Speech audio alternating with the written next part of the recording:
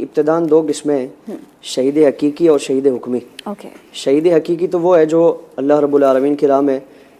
اس کے دین کی سربلندی کے لیے، دین کی بقا کے لیے،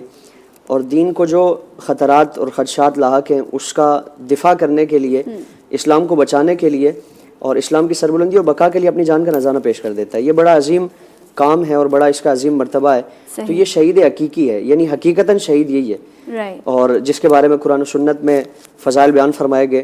کہ تم ان کو مردہ کہنا تو درکنار، مردہ گمان بھی نہ کرو، خیال بھی نہ کرو، کیونکہ وہ اللہ کے ہاں زندہ ہیں اور اللہ رب العالمین انہیں اپنی شان کے مطابق رزق عطا فرماتا ہے۔ سبحان اللہ۔ یعنی مرنے اس دنیا سے جانے کے بعد، ان کے جسم سے روح نکلنے کے بعد بھی جو رزق کا سلسلہ ہے، جو حیات کا سلسلہ ہے، وہ اللہ تعالیٰ ان کو بند نہیں فرماتا۔ تو اب حیات کی کیفیت کیا ہے وہ اللہ رب العالمین بہتر جانے۔ بے شک۔ دوسرا جو شہید کی جو قسم ہے وہ شہید حکمی ہے، یعنی وہ میدان جنگ میں تو شہید نہیں کیے جاتے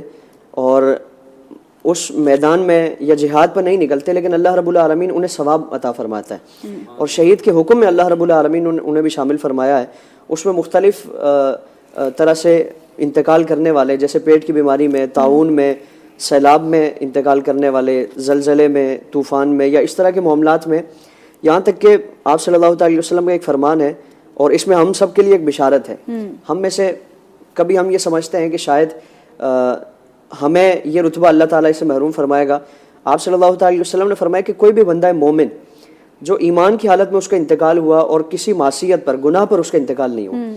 یعنی نیک اعمال کے راستے پر چلتے اس کا انتقال ہوا، تو اللہ تعالیٰ اسے بھی شہید کا رتبہ عطا فرمائے گا، شہید کا اجر عطا فرمائے گا۔ یعنی چاہے وہ اپنے بستر پر ہی مرا ہے لیکن مرتے وقت اس کا ایمان سلامت تھا اور مرتے وقت کسی معصیت کے کام میں، کسی گناہ کے کام میں مصروف نہیں تھا، تو اگرچہ وہ اپنے بستر پہ مرا، اگرچہ وہ اپنے روزی کے حصول کے لیے گیا وہاں مرا، یا کسی بھی سلسلے میں کسی جائز کام میں مرا، تو اللہ تعالیٰ اسے بھی شہید کا مرتبہ عطا فرماتا ہے۔ آپ علیہ السلام کی بارگاہ میں، صحیح مسلم اور بخاری شریف کی حدیث ہے، مسجد نبوی میں حضور تشریف فرماتے تو ایک سامنے سے ایک جوان گزرا، اور وہ جوان ایسا کہ انتہائی صحت مند، تندرست، توانا شخص تھا۔ تو حضور سے صحابہ نے عرض کیا، رسول اللہ کیا اچھا ہوتا کہ یہ میدان جنگ میں ہمارے ساتھ شریک ہوتا، غزوات میں جاتا، جہاد کرتا، اور اللہ نے جو اسے جوانی عطا فرمائی، جو طاقت عطا فرمائی ہے، تو اسلام کی سربلندی کے لیے خرچ کرتا اور شہید کا رتبہ پاتا۔ تو حضور نے فرمایا کہ کیا تم شہید اسی کو سمجھتے ہو کہ انسان میدان جنگ میں جا کر شہید ہو جائے، اپنی جان کا نذرانہ پیش کر دے؟ صحابہ نے عرض کیا، رسول اللہ ہم یہی سمجھتے ہیں۔ تو حضور نے فرمایا کہ خدا کی قسم،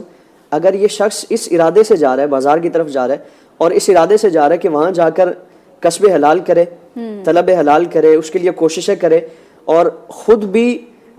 کسی کے سامنے دست سوال دراز کرنے سے بچے، دوسروں کو بھی، اپنے گھر والوں کو بھی دست سوال دراز کرنے سے اور کسی سے مانگنے سے بچائے، اور حلال کمانے کی غرض سے نکلا ہے، تو اللہ تعالیٰ اسے مجاہد کا ثواب عطا فرمائے گا۔ سبحان اللہ، اس کی نیت کے صلے میں اس کو جو ہے یہ درجہ عطا کیا جائے، جہاد کا ثواب، اور اگر فرمایا کہ اسی راہ میں اگر وہ مر جائے تو اللہ تعالیٰ اسے شہید کا رتبہ عطا فرمائے گا۔